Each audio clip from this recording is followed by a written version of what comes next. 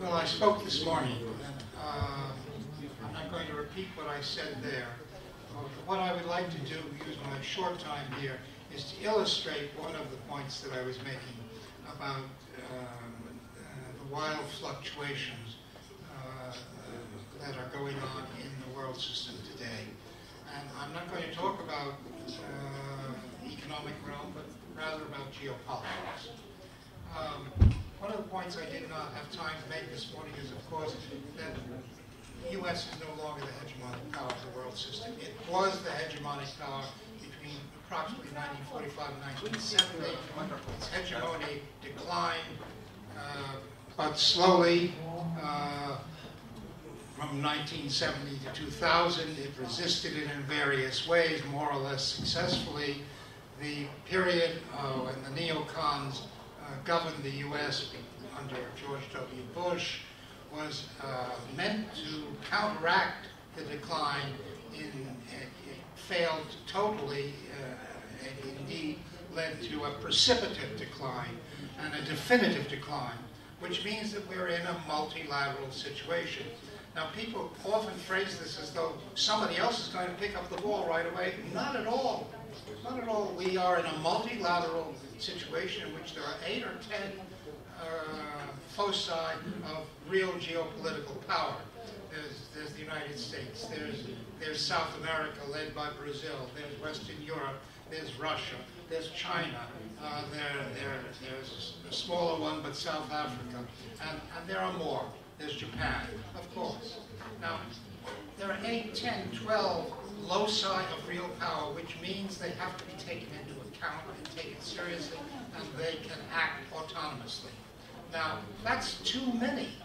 For any one of those 12 loci of power, the fact that there are 11 others is just too many. So they have to search for allies. And they're immediately, let me illustrate this with the case of Russia.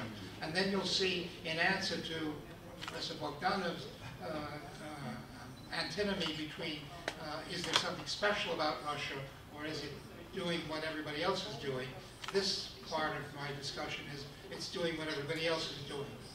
Now, Russia has 3 major potential allies geopolitically. One is the United States, its old ally during the so-called Cold War, when it claimed to be fighting each other, but in fact were not. Okay, that's one possibility. The second is Western Europe, or the so-called Paris, Berlin, Moscow axis. And a third major one is China, through the Shanghai Consensus and so forth. Now, in fact, Russia hasn't made up its mind about this, and it keeps shifting back and forth between its emphasis on one or the other.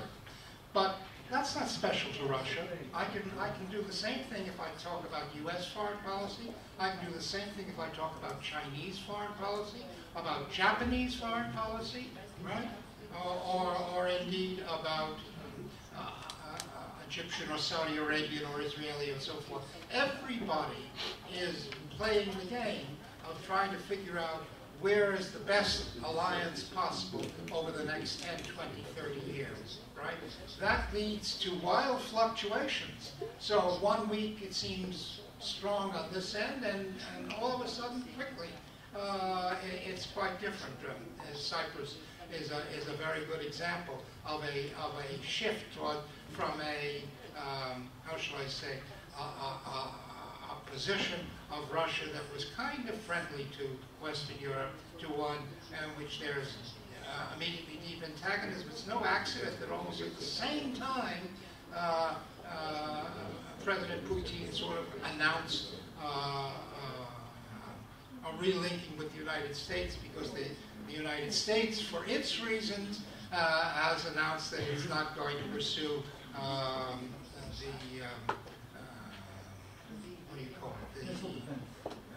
the attempt to have the missile defense supposedly against Iran, but Russia thinks it's against Russia. Now, these are wild fluctuations, and I don't guarantee that 6 months from now or a year from now there won't be a new gesture towards China of a very strong kind.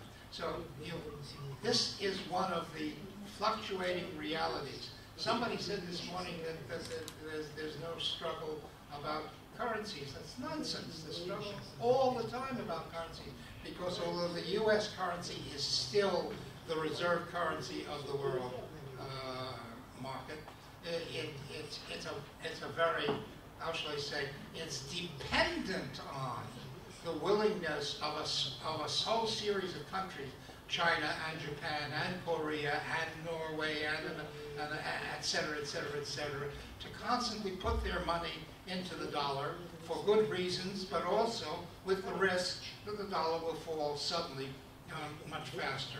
And it has, in fact, fallen compared to other currencies 30% in the last 15 years. So it's a serious shift.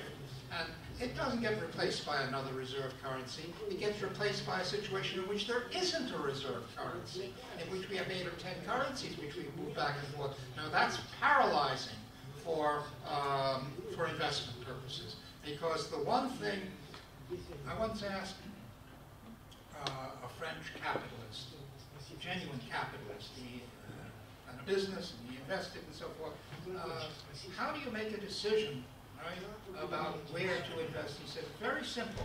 I want to know that I can get my money back in 3 years. If it takes longer than 3 years, I'm not interested because it's too risky. Now we have a situation in which capitalists cannot be assured that if they invest their money in a particular place, they'll get it back in 3 years, because the currency shifts could undo them completely. So that's part of the paralysis of the world. I think I'll stop there. Thank you so much, and if you have some questions to Professor Валлерстайн, you're welcome. Пожалуйста. Да. Thank you very much, Mr. Валлерстайн. I will speak in English. In English. Yeah. Okay. Okay. So just, no, it's better to use microphone. 1 minute.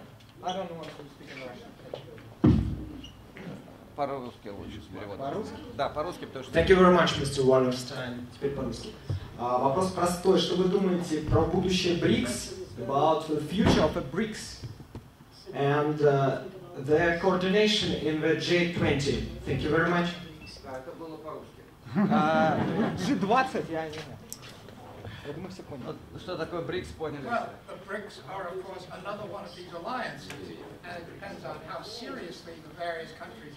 I was just reading today an article, I now forget where, about the BRICS and the fact that that China alone. Sorry, maybe this microphone is better. Well, I'm really sorry. That China alone has more GDP than the other 4 combined, and that gives it an extra strength there. So the readiness of Brazil and Russia and India, not to speak of South Africa, to commit themselves to the alliance that is the BRICS is an open question. It's one possibility, and they may do it this week and not next week. That's part of my point.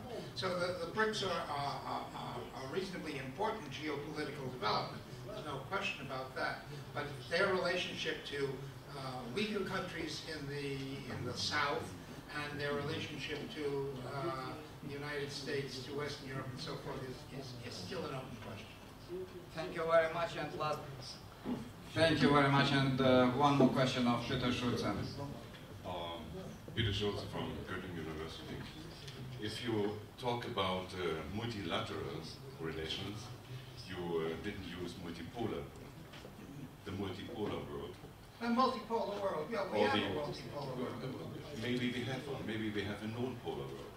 A no-polar world? Right. Well, that's a way of saying it, but in fact... Wait, I don't want to enhance on this, because we are going too fast into a field of political relations or international relations, and this is not our topic here.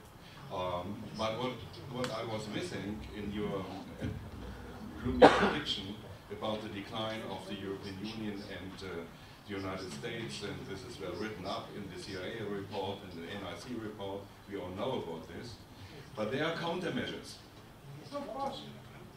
There are countermeasures, for example, the ongoing discussions at the moment to create between the European Union and the United States a free trade zone. Yeah? What is your comment on this? Thank you. I don't think they're going to realize the free trade zone. I don't think they're going to realize the free trade zone. The U.S. and Western Europe are different. I think, actually, I may be one of the few people in the world who thinks that Western Europe is geopolitically stronger right now than the United States. I think the United States is in a situation which is finding very difficult to even understand itself, of where it's being ignored. Not merely not listened to, but ignored. That is to say, Saudi Arabia makes decisions today that are in Saudi Arabia's interests. In the previous times, they made decisions that were in the United States' interest. That's very different when Saudi Arabia, which was in many ways, how shall I say, a satellite of the United States, and in many ways totally controlled by it, today ignores the United States when it wants to do X in Syria or Y in Egypt or anywhere else. It doesn't consult the United States, and it doesn't pay attention to what the United States would prefer. The United States is absolutely paralyzed. It doesn't know what to do in Mali. It doesn't know what to do in Syria. And I must say, the wisdom of our president at the moment is that when you don't know what you do, don't do anything. And that's his current policy, right? But he thinks he can remedy that. I don't think he can remedy that. But okay, that's the situation. Thank you, and I think we have to go further.